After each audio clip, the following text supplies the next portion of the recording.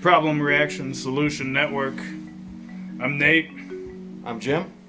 We are here to have some fun, talk about some different issues of the day and some different solutions of the day that a lot of people don't think about in this modern 21st century.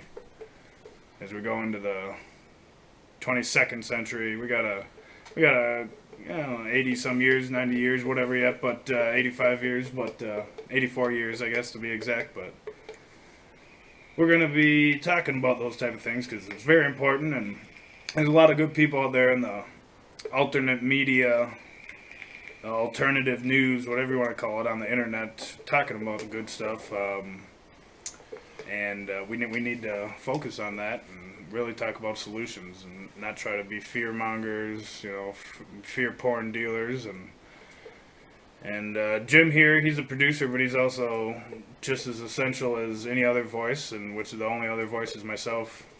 I'm a machinist by trade, and I like to play music. That's my main trade, I should say, is play music. But I've been coming across different philosophies lately that have been really opening my mind to what our whole existence on this planet is, and the idea of no ruler but yourself to determine your own destiny, your own fate, whatever you might believe. The idea of no ruler, no authority is quintessential to who we are as natural beings, as natural as any other animal out there. And when it comes down to it, we are animals. We're just a lot smarter than other ones. And the idea that we are free by natural law, whether it's secular or non-secular, whether you believe in some higher power as I do, or whether you believe that we are the top and that is it. It doesn't matter. There is a natural law out there that says that we are free, and that is it. And there's not a whole lot to it. I want people to understand where I'm coming from. I don't want to do any sort of harm or any sort of wrongdoing to anybody.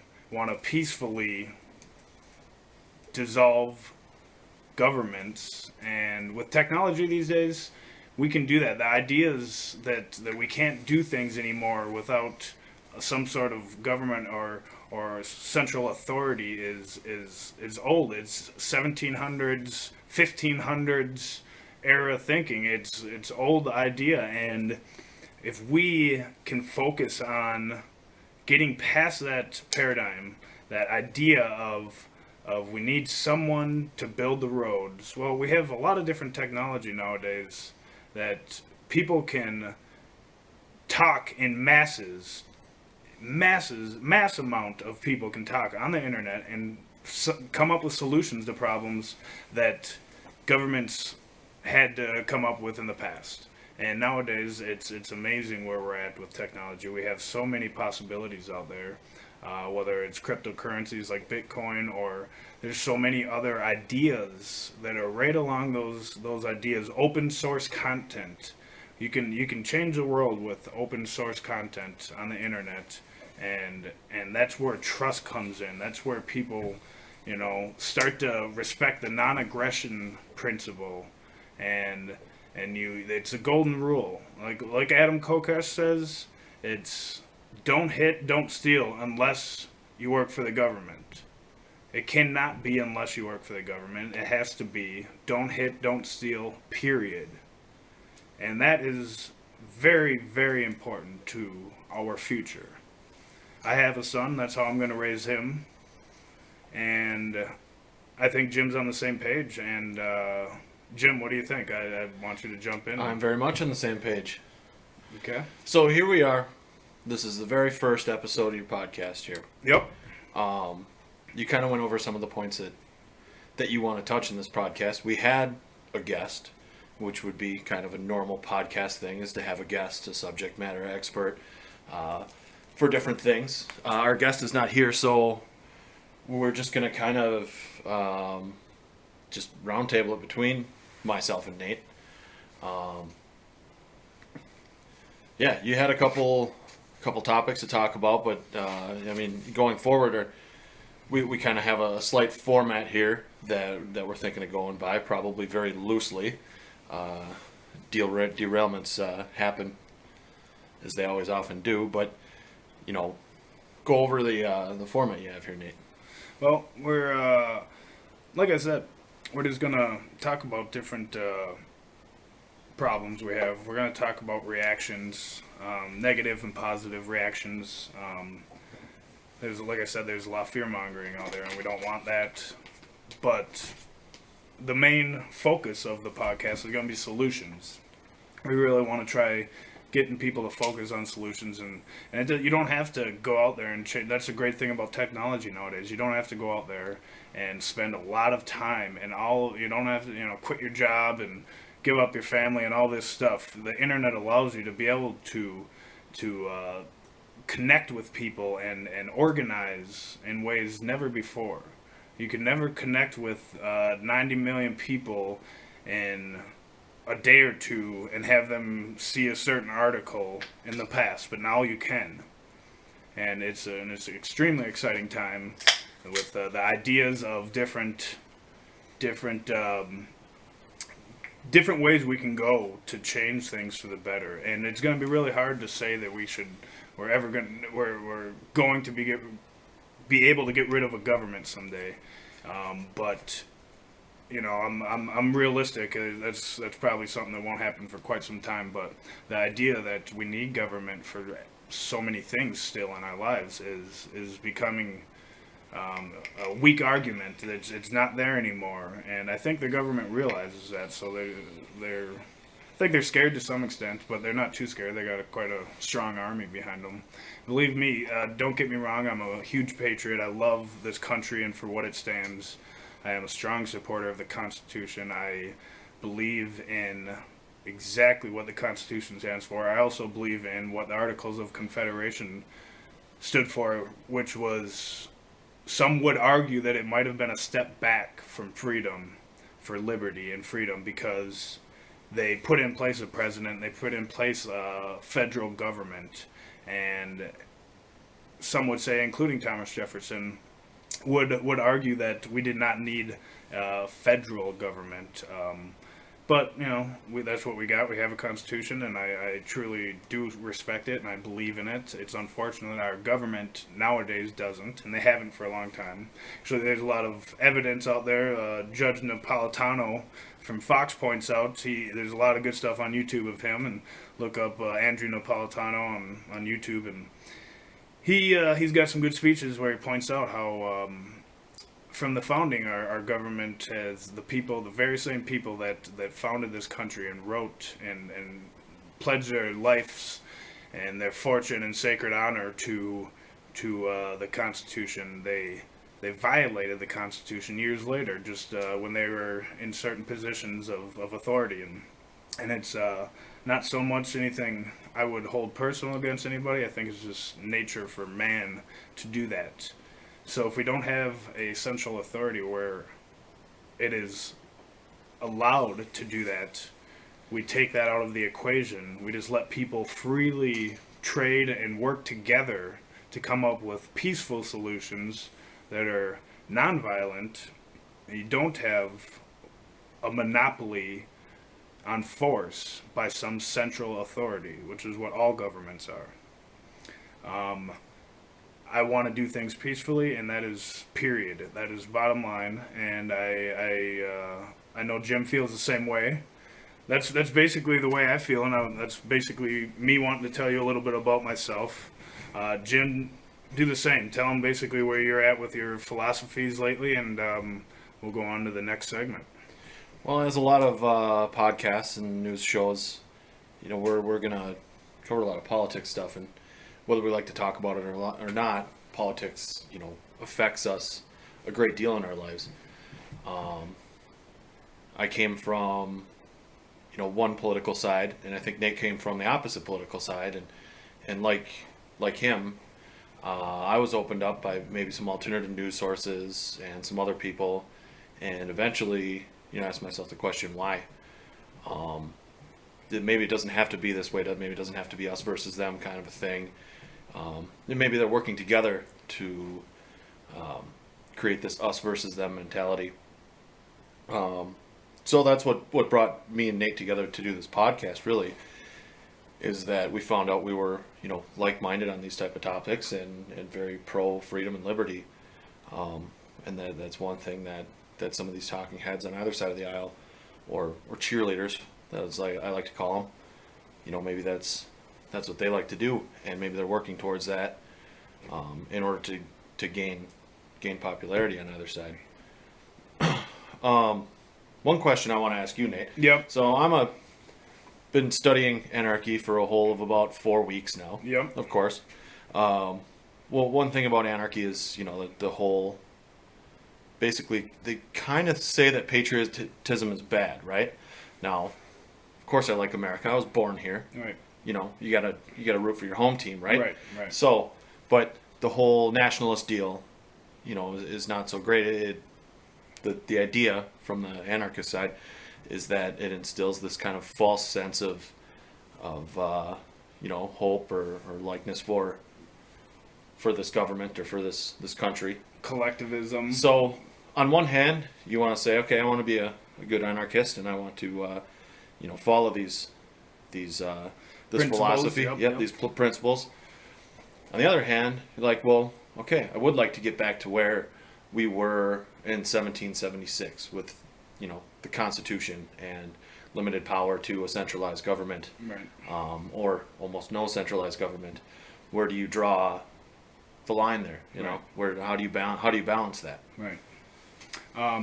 Well, I think it's a good question. I think that's one of the arguments that a lot of people, especially anybody that might go into the anarchy philosophy from America, they have a hard time, and I think it's I had a hard time for a while. I think it's something that is only natural to because believe me, I love 4th of July. I love going out there partying and drinking and smoking, doing whatever I want to do, and I've always loved 4th of July, and I love the idea of what it stands for. Freedom's a cool thing, but unfortunately, America's the propaganda that they have fed us is it's a false idea of what we stand for, because the idea, it's patriotism is, like, I think the word patriot, I think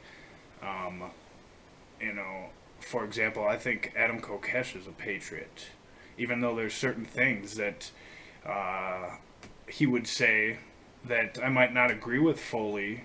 I look at it as being a patriot to God, a patriot to humanity,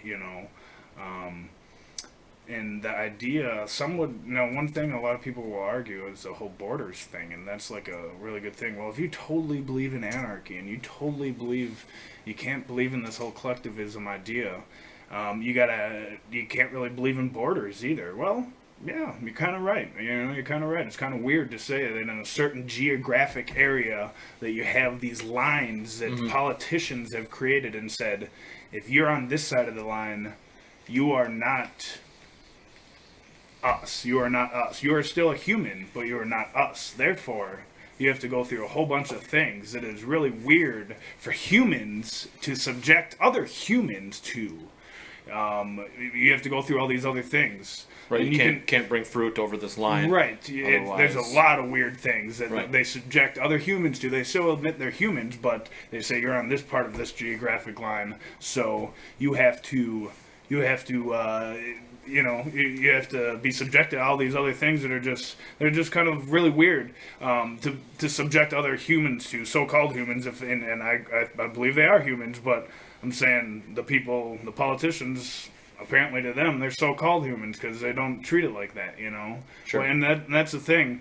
One thing you said earlier, real quick, to veer back off for a second, one thing you said was we came from different sides of the political spectrum. I came from the conservative side. I don't know what side you came from exactly. No. You came from the liberal side? Okay. Kind of, yeah. Okay, I don't know if it's liberal or Democrat or what. When I was younger, I came from I had liberal ideas that I thought were great, but then I realized that a lot of them were like based on the wrong way to get there. You know, I still believe in a lot. Like, you know, if you believe in the classical liberal, Thomas Jefferson was a classical liberal, which was he says, you know, believe in the natural law, secular or non-secular, and you're believe in the natural law. That's what we should focus on, because, you know, the most important word in the freedom of speech is because it is saying they recognize there was something there already that precedes the government. It was there before the government. The idea was something before the government was around. The freedom of speech.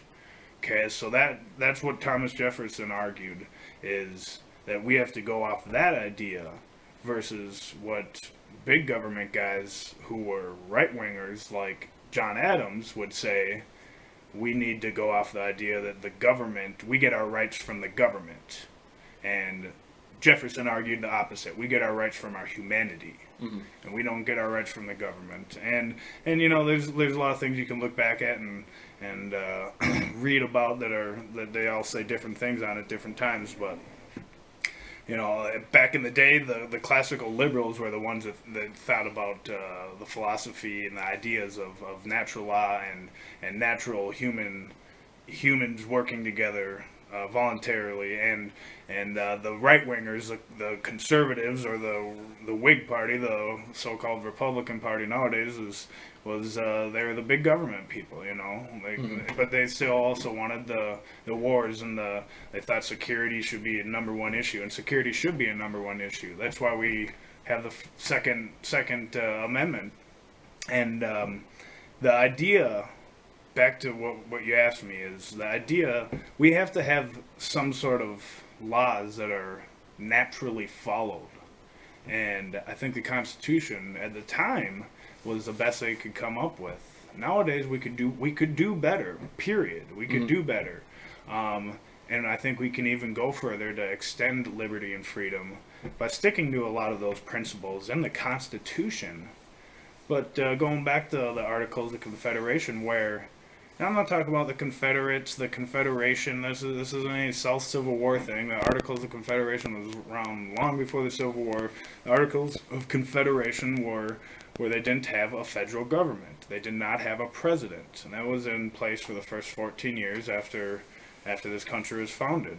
14, 15, 16 years, whatever.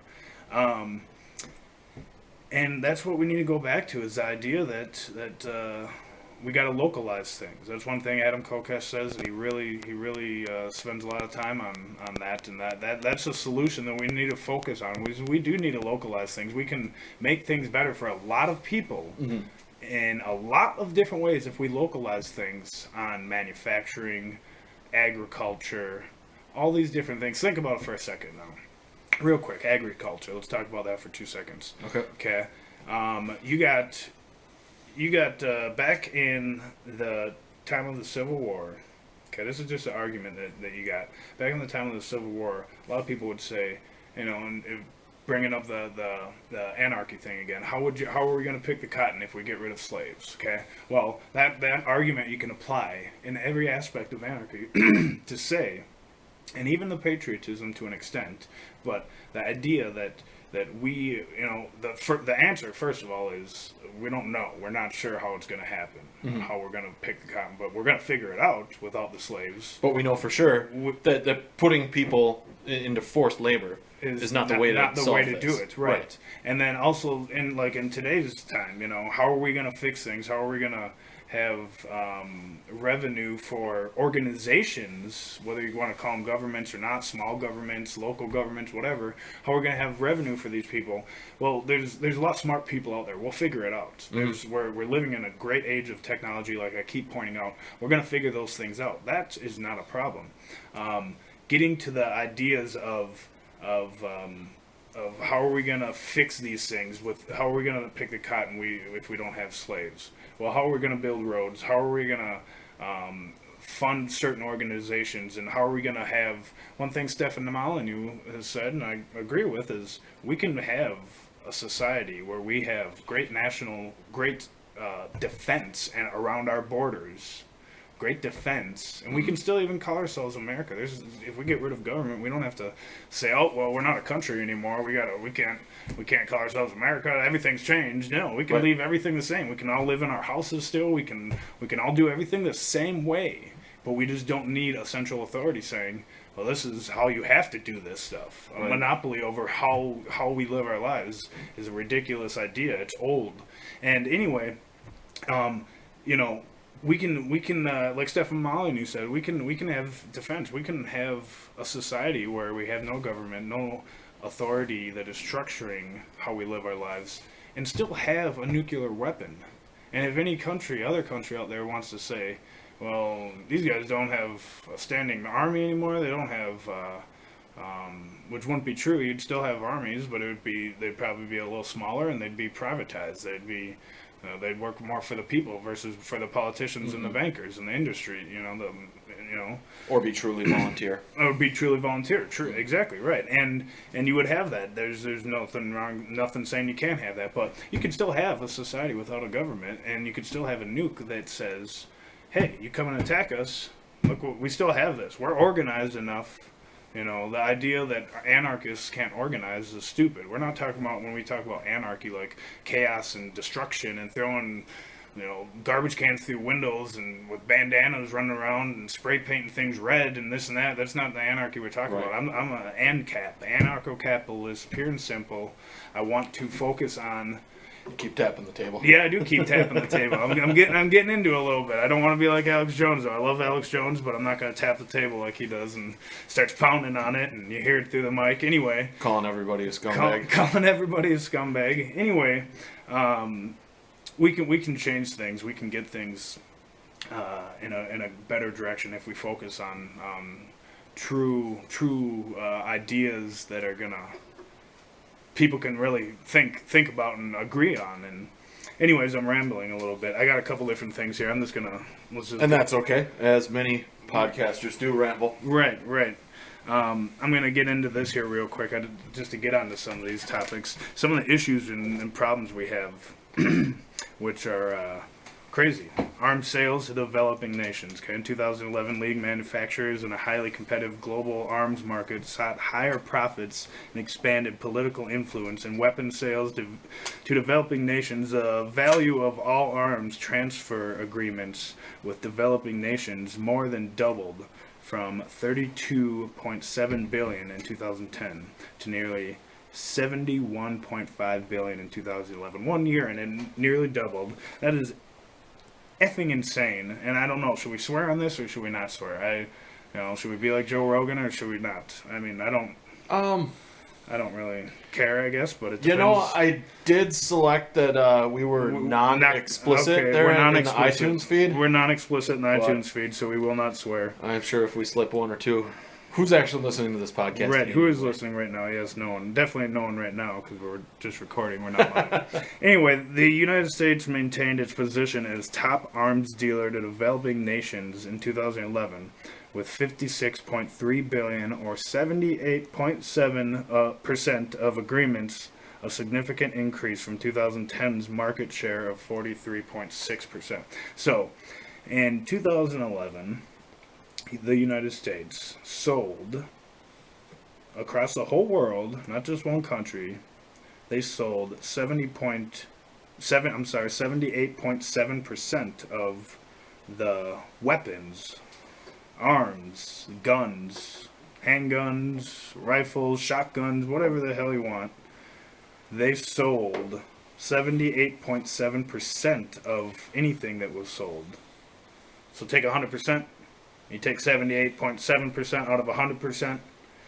You divide Russia, France, China, Italy, Saudi Arabia. Russia, France, China, Italy. Those are the other top four. Okay, the top recipients: Saudi Arabia, India, the UAE, Israel, Indonesia, China, Taiwan. They all received Saudi Arabia, which is, look at this, 33.7% of weapons, arms to developing nations. 33.7% went to Saudi Arabia. And we talk about, Sean Hannity freaking talks about how we need to, he'll talk about Saudi Arabia, but he talks so much about how we need to stop this terrorism in this world and this and that. And I agree, there's some bad people out there. To demonize one culture, one religion, because of certain bad people is ridiculous, but if you really want to get down to it, Saudi Arabia is where we really need to focus on. They are one of the worst offenders of human rights in the Middle East, yet they are the United States allies. We give them 33%, half of what we give, a little less than half of what we give to the rest of the world. We give 78.7% of arms. Saudi Arabia gets 33% of that. So we need to focus on ideas like that. That's just something that's ridiculous. Do you think our government's ever going to ask Saudi Arabia nicely to maybe ramp it up in respect for what they do for human rights and that kind of thing? No, probably not. Legalize gay marriage, or No. maybe knock off the beheadings, at least Right. by half. Right. Stop throwing, beheading people because they're gay, basically, stuff Sure. like that. Yeah, that would be great. I think that's, and anything we say. Do you think they do that because that's maybe their religion, or because that's their governmental policy? Well, first I want to say anything we say kind of intertwined. For the listeners, anybody that might listen to this, go look up anything we say, and it is all factual. We can promise you that. I'm not even going to... I will also try to provide links to some of these documents. Jim's going to put links up and sources up, and I'm not going to name any sources right now because I don't need to. Anyway, Jim, no, you're right. They're not going to a question that you had, America will not step up and talk to Saudi Arabia and tell them that they need to get their shit together. I'm sorry that I just swore. The United States in military expenditures in 2013, $640 billion. And that's 1 year. So that's all I'm going to say. I'm just going to do a big sigh about that because it's getting a little bit, these numbers, I can't even count to 640 billion. Try counting, if you're a listener out there, try counting to 640 billion. Try counting to 1 trillion. Our national debt is 19 trillion and counting, and then we got over $200 trillion in unfunded liabilities and all these different things that are promises that can't even be paid. Try counting to $1 trillion. You will not be able to do it. There's not 1 trillion seconds in your life. Okay? So you cannot count to 1 trillion.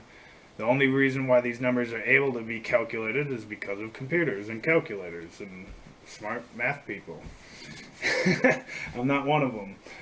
Just real quick, this I'm going to just barely focus on some of the problems here. We got U.S. designated foreign terrorist organizations. Now that's good. We need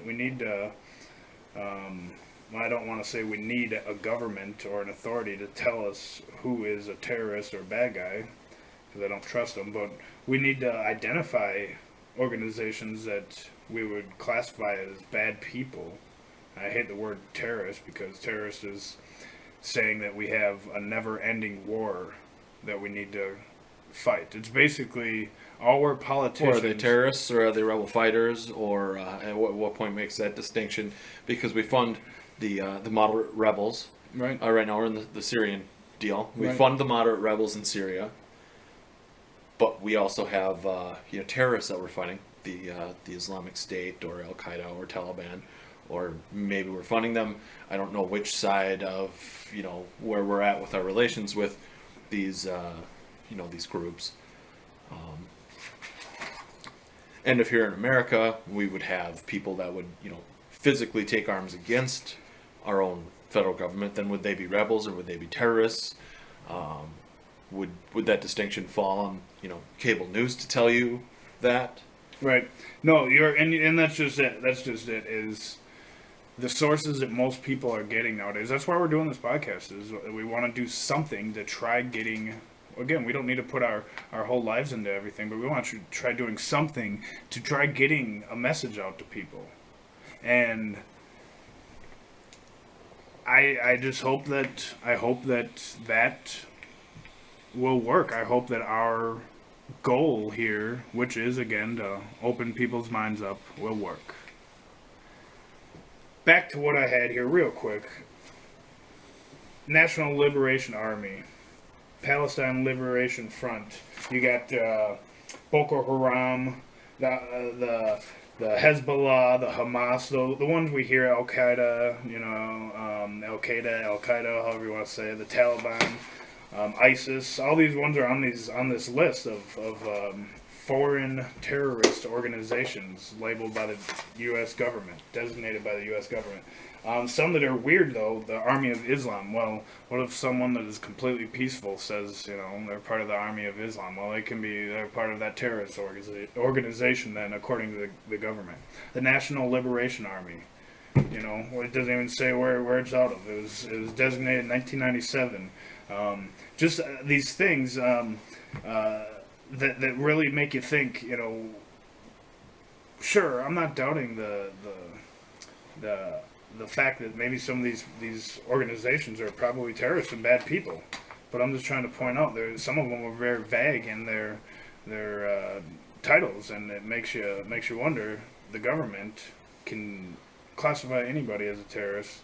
Look what's happening out in Oregon right now with the Hammonds, and they're classified as terrorists because they started a controlled fire on their land that spread to a little bit of the government land, and they're classified as terrorists and tried as terrorists. The prosecutor and all them wanted because of a law that pertained to the Oklahoma City bombing. Right, totally. And it's just it's the government can classify anybody. There's the Irish Revolutionary Army on here. It's like, well, man, I'm Irish. I don't live in Ireland. I'm not from Ireland, but I'm part Irish. I mean, they want to classify me. Oh, we found information that you're they're not classifying you because you have Irish heritage, right? I won't doubt them if they wanted to go that far. These people wanted, England out of their country, right? And then now they're terrorists because of it. That's right. Feel free to have That's right.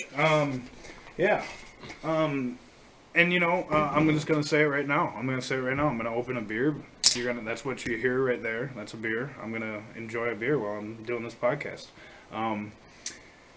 So those are just some of the issues we have. We have a lot of basically intervention problems. The U.S. government is an interventionist at the top levels, and I like this country. I like the idea of the patriotism. Believe me, I will give my life for what the values of this country was founded on. But I am not interested in seeing the suffering around the world and in this country, America, because of the system we have in place right now.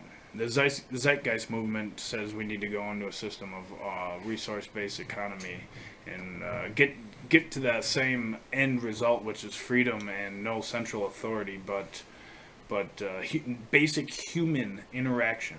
There's a lot of arguments to be made with capitalism and people taking advantage of others because of their business and trying to build capital. There's a lot of arguments to be made, but the basic human interaction, we would not evolve as we have over thousands and thousands of years if we didn't have the freedom to interact with each other, to have two parties benefit for their personal gain and then benefit for others. And that is what anarcho-capitalism is all about.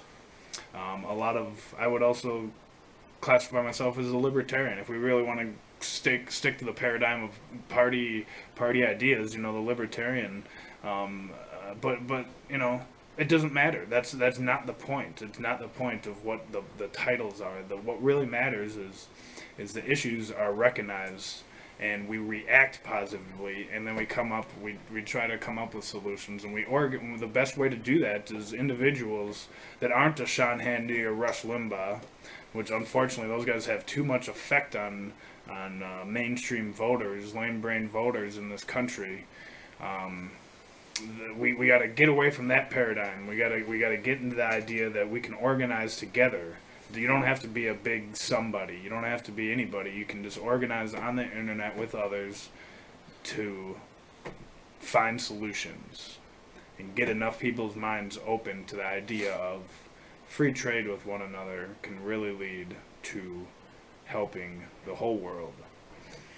That's why I'm against bringing refugees in this country, not because I don't want to help people, and not because of what Republicans or Democrats say. The fact of the matter is, it will not help anybody if we bring them in. What we need to do is allow them to have their own free trade. And yes, there's an argument to be made that we need to get some bad people, bad leaders out of there.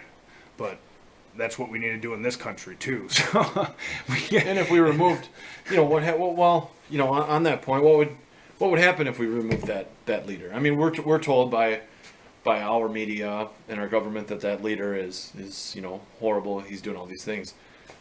Unfortunately, maybe it's fortunate that we're not there to see what's going on firsthand. We don't know.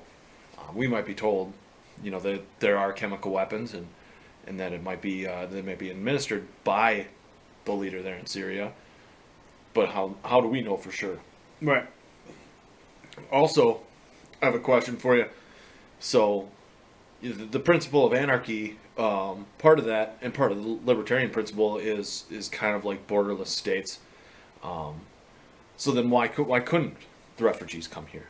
Why couldn't they? Or right. If they can't, would there be if we had a stateless society, a borderless society, would there be any incentive at all for them to come here? Would it be more of an incentive for them to stay in their own country or where they currently reside? Maybe say we're going on the stateless society principle here. Would it be better for them to stay where they are and fight for what they have or what they had before things went downhill for them? Well, the idea that some would argue there's a lot to that right there. What you just said. There is. Sorry, I didn't. No. Hopefully, I can. No. That's what it should be. Is I should be able to cover it all within a basic answer that should make it all. And the idea that of freedom. If you really want to have freedom, it doesn't matter where you are in this world. You have to make some real hard choices, some tough choices. The reason why I live in this country still and pay my taxes and do everything by the books, I follow all the laws because I like this side of the jail cell. That's pretty simple. Because if you don't pay your taxes, a man with a gun is going to come to your house. Yes, and make you pay your taxes. It's pretty insane. It doesn't matter. Whatever argument you have for me, in the end, you will have someone that will eventually, if you refuse all the way as far as you can, you will have someone with a gun that comes to your door and says, "You have to do this or else." And that's why I do follow the laws and pay my taxes, because I like this side of the jail cell. There's no or else involved. But the principle is that to have freedom, you have to have with freedom comes great responsibility, and with great responsibility comes happiness. If you have that happiness off of working hard and doing, even if you got to follow by the rules according to what we have in today's status quo with the U.S. government or governments in general, you should still be able to live by the principle of it might be better, it just might be better to perish than live without freedom, true freedom. And that's where the idea comes in. Those refugees, anybody else in the whole world, they might have to come to that point where they say, it might be better to perish versus live by the standards that we are given. Now, that's the idea, by doing, partly the idea behind this podcast is we want to open people's eyes up in a peaceful way and in a smart way to the fact, like what Stefan Molyneux says, Adam Kokesh, and all these other guys that have opened up my eyes.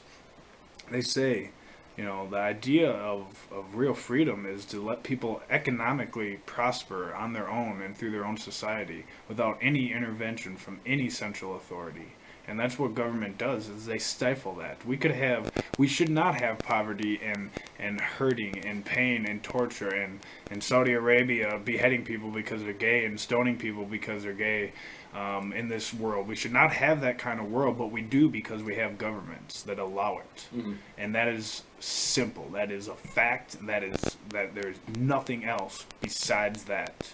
I don't have any proof that we have a system of no government that will work, but I have it's never been tried before. I have a whole lot of proof that government does not work. I have a whole lot of proof. And you have people living in today's world that are in the most peaceful society ever. In all of human history, we are living in a world where you are less likely to be subject to violence by your neighbor or anybody walking down the street than ever before in all of human history. And some would argue, well, probably because of government. Governments have got to a place where they have made society that much better. No, I would actually, it's not because of government. It's not in spite of government. It's because of government that we have gotten to the place we are at. Government has not helped. They have made things worse with the suffering. We have more peaceful times than ever, but we also have more institutionalized violence than ever before. And that's something Peter Joseph will point out in Zeitgeist, and he's got some really good points. But we need to allow people. We need to we need to encourage people, very thoroughly encourage people to prosper economically on their own, in their own land, because that is the true source to freedom and getting out of despair and violent systems. It might take a few generations, but hey, that's what revolution is. That's life, is going through a few generations.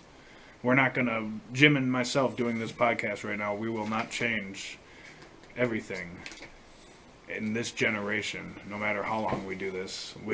Things will only change through few different generations.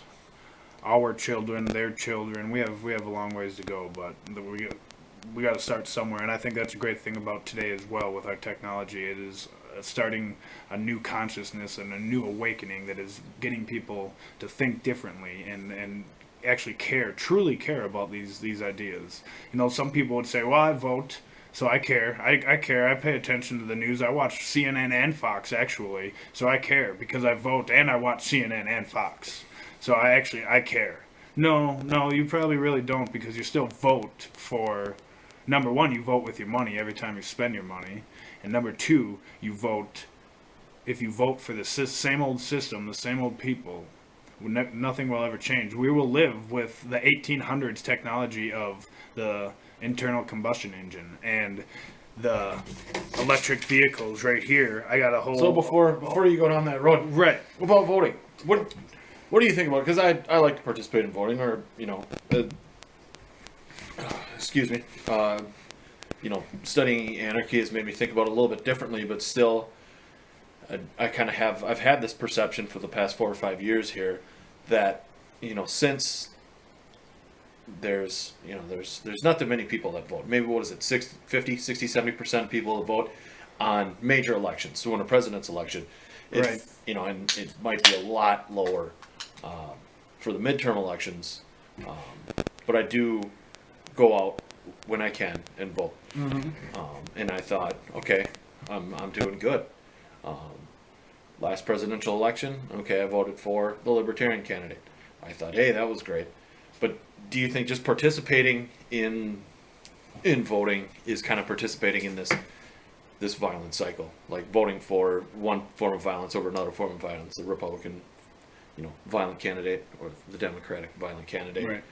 Or, you might, if you're listening, you might be wondering, what are we talking about when we say violence? Well, any form of government is generally violent. If you don't pay your taxes, if you don't follow the law, a man with a gun will show up to your house and take you away and lock you up. And you might think that's an extreme thought, but it really isn't. Just stop paying your taxes for a year or two and see what happens. And you'll say, yeah, Jim was right about that. But what do you think about voting? I mean, should we, if you decide, hey, today I've decided to be an anarchist, no longer vote? Is that what you think? No, I don't. See, the thing, a couple different things. The idea that anarchists, some would say, to have a real anarchist society with no central authority means you probably really shouldn't have much organizing. Well, I disagree. I think you got to have organizing. If we don't organize, we sure as hell know the Republicans and Democrats and any political parties, they're definitely organized, and they're out-organize anybody right now because that's the system we have in place. Mm-hmm. There's millions and millions and millions of dollars that go into it.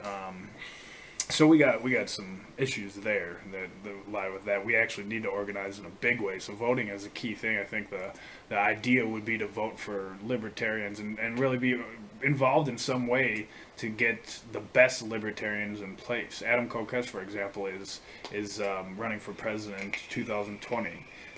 He's running on a complete different platform than any other candidates, which is a complete disillusion of the U.S. government and peacefully dissolve the whole thing and get rid of all these frickin' psychopaths.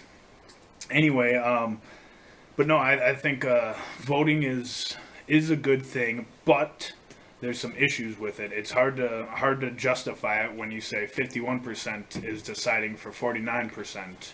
Well, what if that 49% doesn't want to go to war, but the 51% voted for a guy that's going to go to war? That's pretty damn unethical. It doesn't matter if it's on a mass scale of 300 million people or 3 people. Mm-hmm. If you want to follow the non-aggression principle, you gotta. If there's no one out there that's gonna vote, if there's no candidate out there that's gonna not go to war, then you can't vote because you're going against that real principle. Not to say that you shouldn't vote for someone that won't go to war. What if we have Ted Cruz and Hillary Clinton, and then there's a libertarian candidate that says no matter what, I will not go to war, no matter what. Let's say it's Rand Paul. We know he's not running. Mm-hmm. Or Ron Paul. Let's say it's Ron Paul.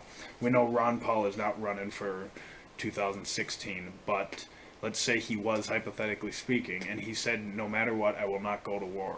Yeah, well, I'd vote for a libertarian candidate that says no war no matter what, because he's not violating that non-aggression principle. Mm-hmm.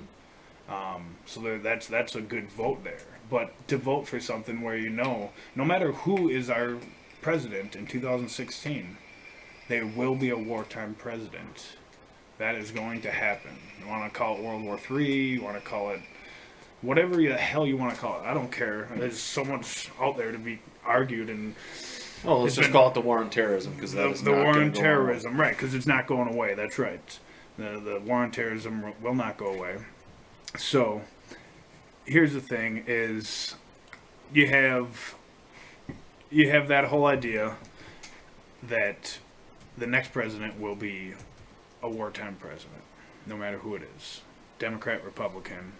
So are you going to vote for him? Because you know that they're going to push for some sort of war. No matter what the liberal Democrat candidate says, Bernie Sanders, Hillary Clinton, those SOBs, the liberals are for sure going to be into some war shit. They will get into some war stuff like Barack Obama has. He's one of the biggest wartime presidents in history. Isn't that funny how it's spun that the Republicans are very pro-war, when in fact some of the studies have shown, or some of the historical data has shown, that we're in more conflicts with the Democrat president than we are with the Republican president. That's right. Look it up. There's people that have argued it many times.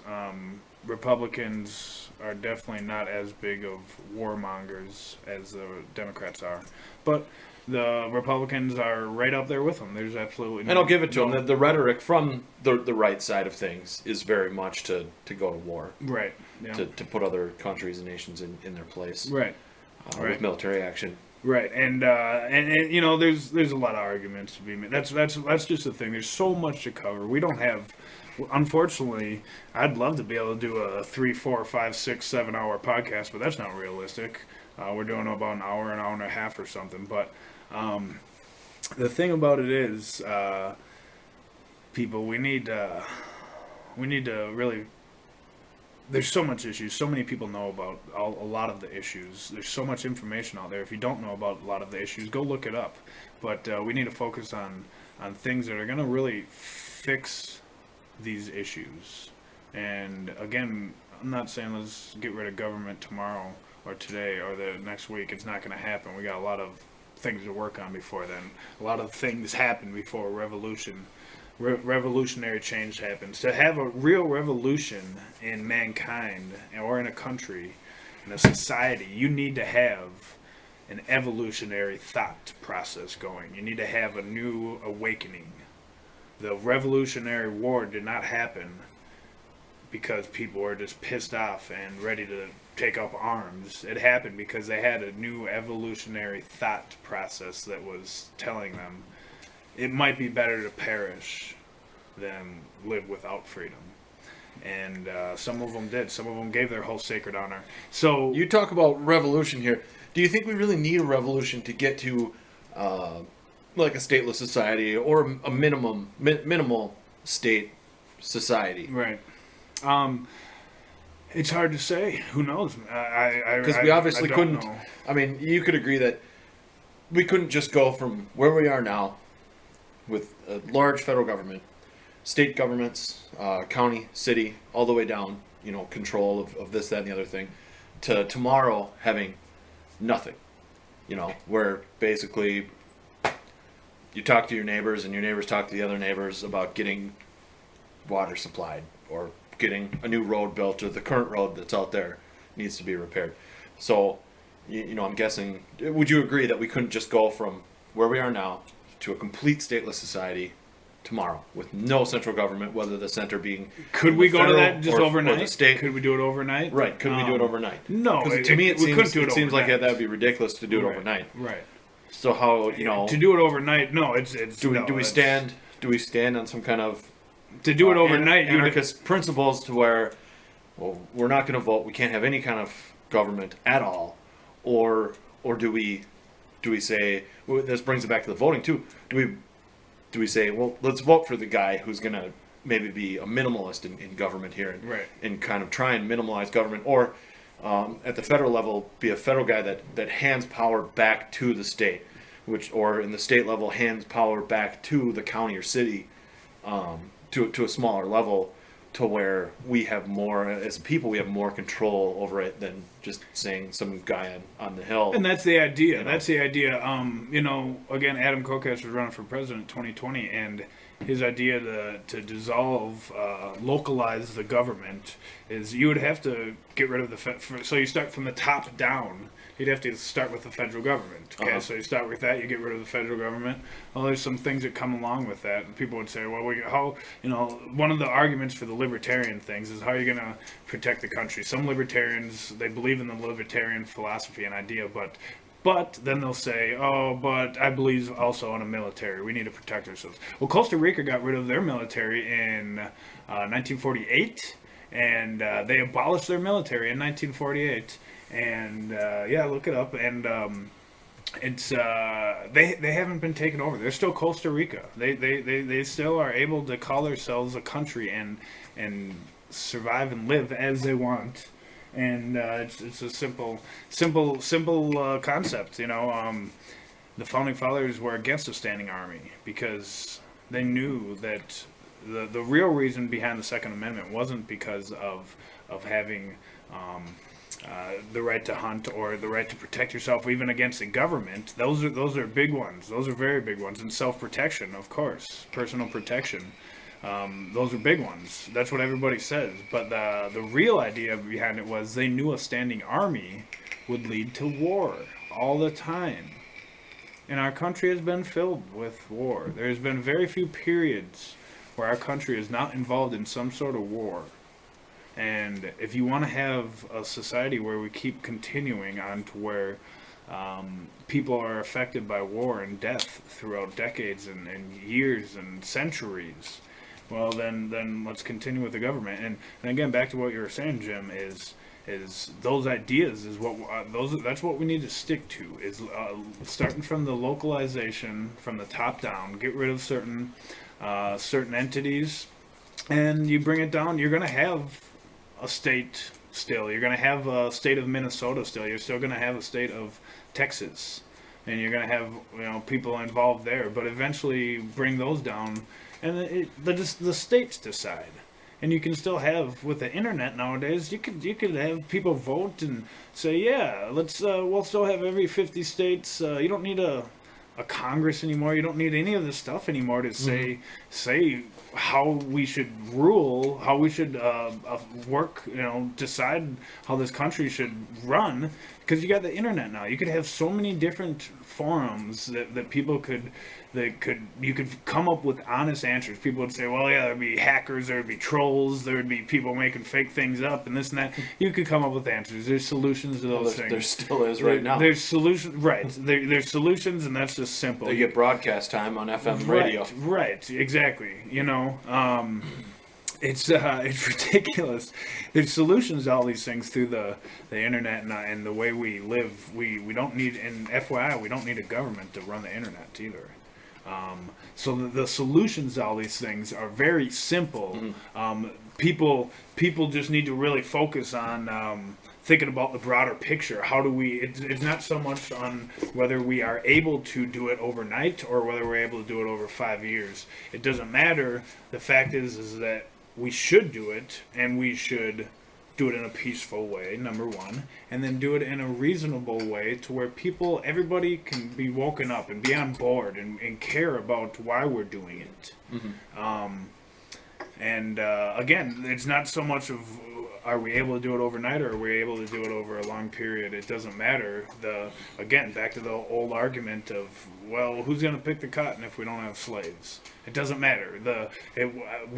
No one should pretend to know how the masses will work together in a scenario where they don't have any coercion or entity over them saying how they should work together. Sure. Right? When people are free to work together, they will solve so much more issues efficiently, cost-effectively, than any government on the world will. Any government in the world. So we need to focus on those ideas. And, I got this thing real quick. We touch on it for 2 minutes here, a minute even. Just some stuff, the first electric vehicle was created in 1830s, 1834, I believe. 1834. And you got, the top land speed, the top land speed for, the top land speed record was held up until 1890, I believe, for electric vehicle. 1899 or something like that. Anyway, electric vehicles have been around forever, and they were actually more popular for a long time, more than the internal combustion engine. And it's just the idea, real quick to get. We can just wrap it up on this. Is we're living in these. You have right wingers that defend the whole fracking and oil movement and natural resources, and those things are great. We need natural resources. Don't get me wrong. I'm all about it. You wouldn't be able to power airplane right now with batteries. You need some jet fuel. That would not work. That would not work, right. So you need some oil right there. But to also say that we can't come up with, we shouldn't have solutions. Those also, the airplane is old technology as well. It was early 1900s is when people started messing with and really understanding rockets. And there's some people that even started researching, doing it in the 1800s, and they're coming up with different things that would be better than rocketry. And most of our technologies are old. The cell phones we use, smartphones, I don't care how new your cell phone is, it is old technology. It is 1800s technology. Anybody can go look this up, and I guarantee you will find out that most of the technology we use nowadays is old school stuff. We have Just the only thing that's new about it is kind of compacting it to where compacting we can actually carry it in our back right. pocket. Instead of having a warehouse to have a supercomputer, you got one in a cell phone. You got one in a small device now. Right. But the technology, the way things are streamed, and the way radio waves work, and all this stuff, it's been around for hundreds of years, and it's old school. Same with the internal combustion engine. Same with electric vehicles. We need to get past these ideas. Number one, we should have great electric vehicles now.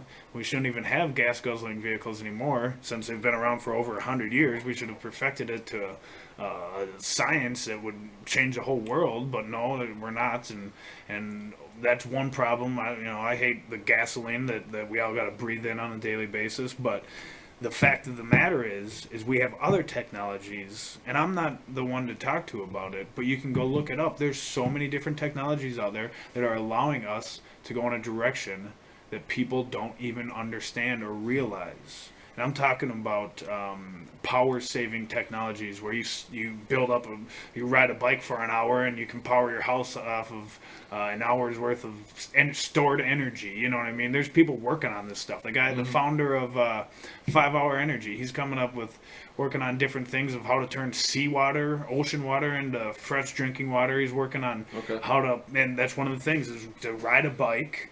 And you ride a bike for 1 hour, you got 1 hour of exercise, and this bike stores up enough energy to power your house for 1 day. Okay. How crazy would that be? All you got to do is work out for 1 hour. You got to exercise for 1 hour a day, and you power your house. My God, that sounds so horrible, right? People out there that are not a part of the government are coming up with answers on how to fix everything in our world. You familiar with the Elon Musk Tesla Motors? Yep. He came up with is coming out with like a home battery pack type deal, where you would install this battery pack, hook it up to your power grid, your circuit breaker, whatever it be, and then the battery pack would charge during non-peak hours, and then you would use from the battery pack first, and then from your grid from there. Right. So that would, lower your cost for electricity because you'd be using electricity that was stored up during non-peak hours, overnight, during the workday, whatever. It would also reduce load on the electricity grid, hence making it cheaper for the electric company to provide you with electricity, and then, in turn, provide everybody with probably cheaper energy. Sure. Which is pretty cool. And as far as I know, I don't think this program was subsidized by the government. This is just private investment, looking out and getting a product out there because, well, they're a company that wants to make money. And the reason, how you make money is you provide a product to customers, a good product, a product that's better than your competitors. Right. That right there. So, in case anybody just rewind it 10 seconds and listen to what Jim said, and that'll save you 4 years of business school. Save you a few $1,000. Anyways, there you go. We're all about saving you money. Right. Yep. That's why we started this, is to save you money. Right. Anyway, I was just pointing out an instance of that. That doesn't need $1 billion from the government in subsidies or grants, to look up or to fund solar or wind or whatever, which are all great technologies. Yeah. But they do need their time in the private sector to kind of grow. And we all know that yes, solar power is great. Right now, it's not there. It's not at the point where it's going to power my house, going to power, my heating. It's not going to power the televisions and computers that are in my house, right? The lights. But it will be. That's because there's private sector companies that are working on this. Right. There's incentive for them that once company A gets efficient enough solar panels to run a house, and they're going to be ahead of company B, that they're going to make a lot of money selling that to people, because eventually it's just going to be a one-time investment to your house to put a few solar panels up on your roof, and you're going to be set to go, and you won't have to worry about your local electric company sending you a $60 bill every day, or $120 bill, not every day, but $120 bill, at the end of every summer month. Here in Minnesota, it gets pretty hot, so air conditioner is not cheap to run during the summer. No, yeah, right, yeah. It's it's insane. It's an insane world we live in.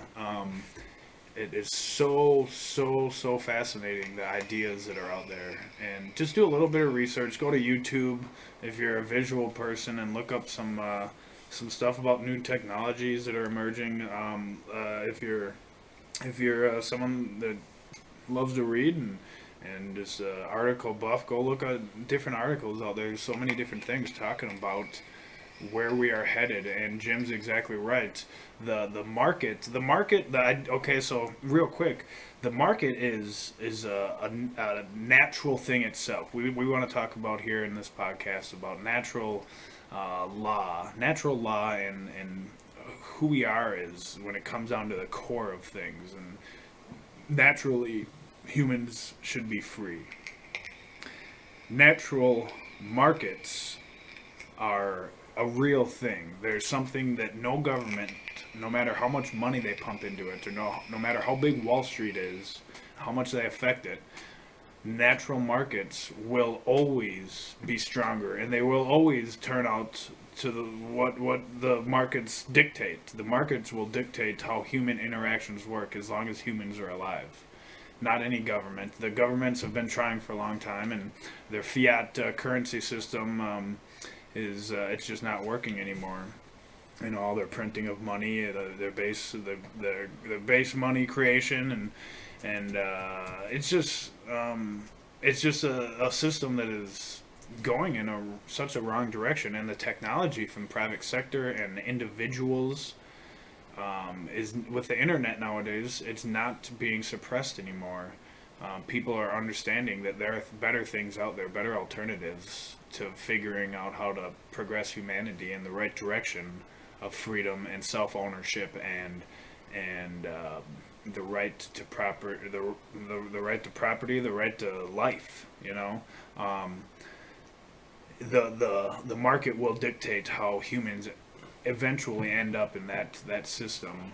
As long as humans understand that, though, we need to wake people up and get people to understand that concept.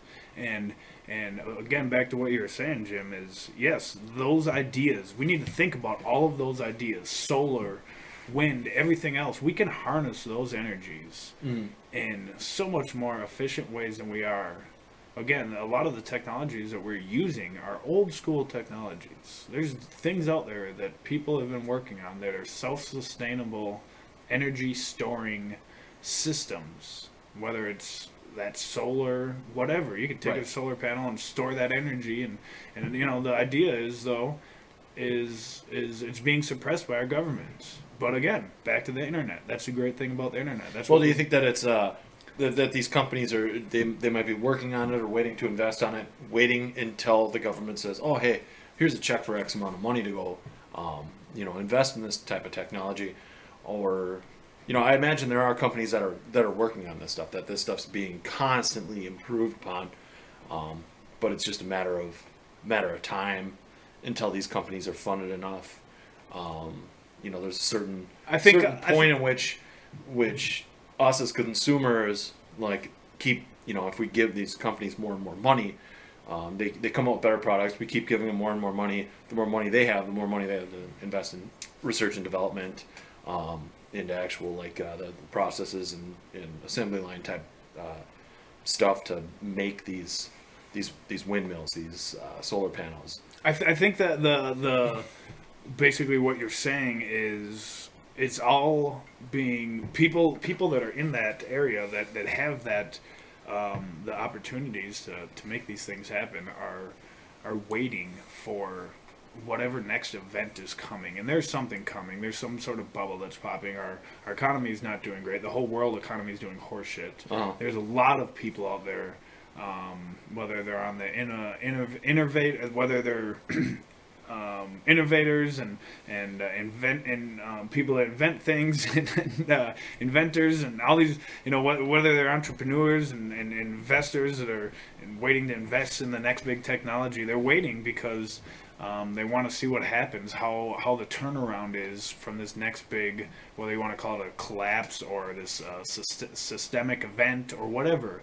There's something that's going to happen that people are waiting on, and I think we're on that cusp, we're on that verge of being able to tiptoe over that point of getting to those technologies and making them available. I mean, in just a few years, we're going to have a lot of things that are available. But the question is how much is the government going to have a monopoly on it? With one of the things we're trying to do here is come up with solutions of how we can avoid governments continuing a monopoly on not only force and taxes and the right to throw you in jail because you did something that they say is wrong, even if the majority of people out there don't think it's wrong. Putting something into your body, smoking something, or growing something, or walking around with a green plant in your pocket or something.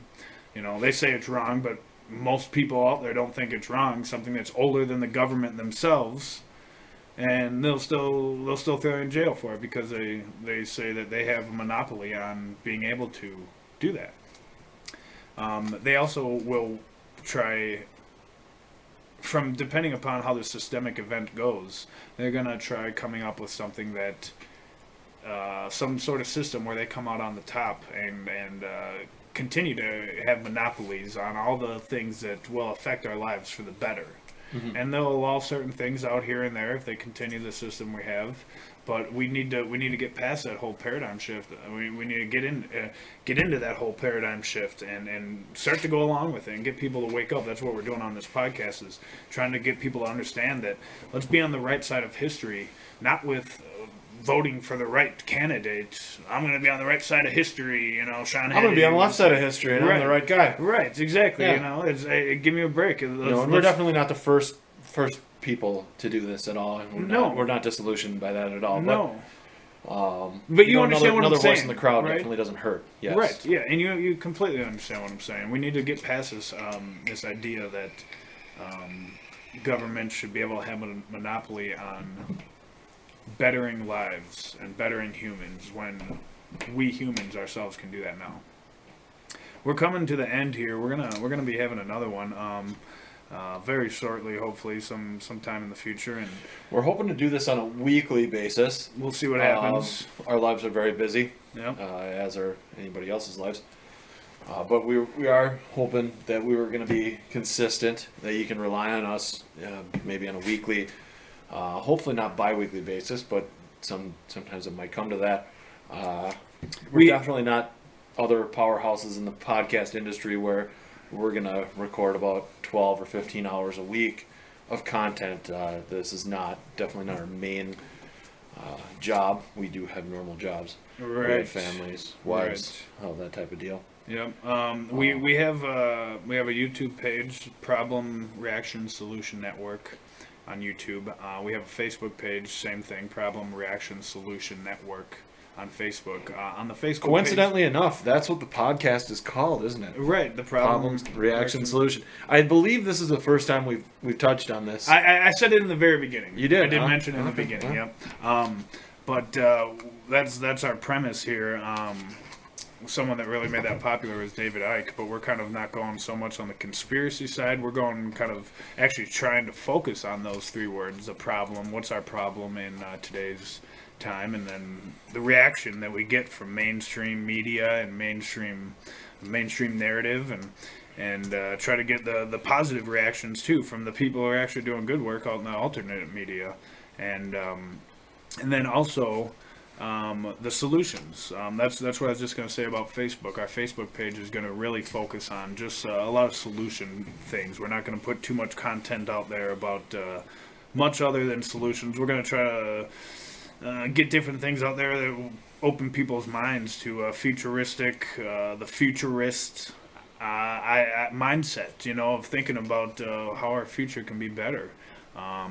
YouTube, we're gonna put a few different content out. This podcast here will be on YouTube, but we'll have other bits and pieces of short videos here and there. And my cousin Leif, he's gonna be coming up shortly. He knows a lot about the whole food deal, and he's gonna tell you what we need to do to change things with food. We will change a lot in society if we focus on food and making people healthier and helping people to understand that idea of natural things are best for our body.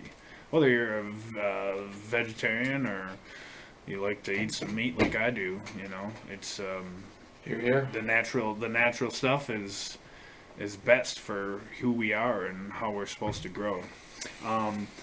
We're gonna wrap it up, I think. Jim, I appreciate you helping out with this and getting this going. Yeah. I think it was a good conversation. We're only getting started. We're only getting our feet wet here. This is just the beginning. There's so much more to talk about. We got some ideas that some people would say are, conspiracy minded, but that's not it. I don't look at that at all. A lot of this stuff is fact out there nowadays. We're not going to focus so much on the conspiracy issues. There's so much evidence out there of people already doing the homework for anybody out there, and they can go look it up on YouTube or anywhere on the internet, and they can find the history of how this stuff happened and came to be. We're going to focus on what we can do to get people to really think about how we can change things for the better, and who in the movement is the powerhouses, as Jim says, that we can rely on for some good insight. Anyways, I'm Nate. I'm Jim. And this is the Problem Reaction Solution Network. Thank you all very much. Hope you guys stay tuned, subscribe to our YouTube page, like our Facebook page, and check us out soon. Thanks, guys.